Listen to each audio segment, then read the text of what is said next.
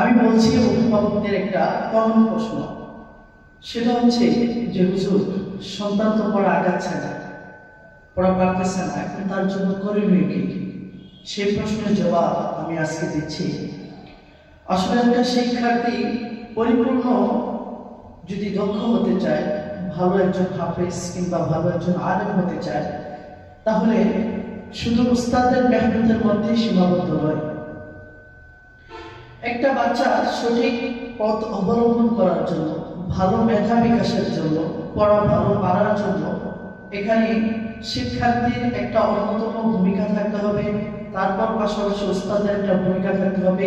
তার চেয়ে বড় জটিল ভূমিকা থাকতে হবে তার অভিভাবকদের। অভিভাবকদের ভূমিকাটা কি আমি একটু ক্লিয়ার করে দিচ্ছি, একটু সবাই মনোযোগ দিয়ে শুনবেন। অভিভাবকদের জন্য জটিল, খুব গুরুত্ব সহকারে একটা ভূমিকা থাকতে হবে তার সন্তানের জন্য দোয়া। আপনি দোয়া করেন, রাতের আধারে আল্লাহর কাছে দোয়া করেন, আল্লাহ, আমার সন্তানকে আপনার দিনের জন্য দিয়েছি। দুনিয়ার কোনো চাহিদা ছিল না, দুনিয়ার কোনো লোভ ছিল না, একমাত্র আপনার দিনের জন্য দিয়েছি। আল্লাহ, কিভাবে তাকে হাফেজ বানাবেন, কিভাবে আলেম বানাবেন, সেটা সিদ্ধান্ত একমাত্র আপনার। আমি দোয়া করতেছি একজন মা হিসাবে, আমি দোয়া করতেছি একজন বাবা হিসাবে, আপনি তাকে হাফেজ কোরআন বানাই দেন, তাকে আলেম হিসাবে কবুল করে দেন। এভাবে আপনাকে দোয়া করতে হবে।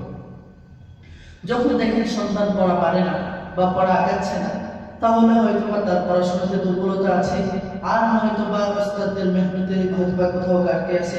অন্যথায় তার বাবা মার কোনো গুনাহের কারণে সে যতই মেহনত করুক বা উস্তাদ যতই মেহনত করুক, হয়তোবা তার বাবা মার কোনো পাপের কারণে হয়তোবা তার সন্তান দিন থেকে ঝরে পড়ে যায়। অর্থাৎ আমি বলতে চাচ্ছি, অভিভাবক বৃন্দ, আপনারা গুনাহ থেকে ফিরে আসুন। আপনি যখন একটা পাপ করেন, সেটার গুনার ভাগীদার শুধু আপনি একা হচ্ছেন, বিষয়টা কিন্তু তা নয়। হয়তোবা গুনার অংশীদার আপনি হচ্ছেন, কিন্তু সেটার প্রভাব আপনার সন্তানের উপর পড়ে। আপনি যখন পাপ করেন, সেটার প্রভাব আপনার সন্তানের উপর পড়ে। এই যে পড়া পারে না, কেন পারে না? পড়া আগাচ্ছে না, কেন আগাচ্ছে না? সব দোষ কি ওই শিক্ষার্থী? সব দোষ কি ওই শিক্ষার্থী? না, সব দোষ ওই শিক্ষার্থীকে দেওয়া যাবে না, সব দোষ ওই প্রতিষ্ঠানে দেওয়া যাবে না। খোঁজ করে দেখেন, হয়তোবা কোনো একটা পাপের কারণে আল্লাহ তাআলা তার দিন থেকে আপনার বাচ্চাকে বঞ্চিত করে দিচ্ছে। এই জন্য সকল অভিভাবকদেরকে বলব, প্লিজ, আপনার সন্তানকে দিন শিক্ষার জন্য দিয়েছেন, আপনি একজন ভালো আলেমের মা হিসাবে আপনার করণীয় কি? বড় একজন আলেমের মায়ের দিকে তাকান, দেখেন সে বেপরদায় চলে না, সে হারাম খায় না, যতই কষ্ট হোক সে হালাল উপার্জন করে, হালাল ভোগ করে, হক পথে চলার চেষ্টা করে। আসুন হালাল উপার্জন করি, গুনাহ থেকে ফিরে আসি, নেকের পথে পা বাড়াই, নিজের সন্তানের জন্য দোয়া করি।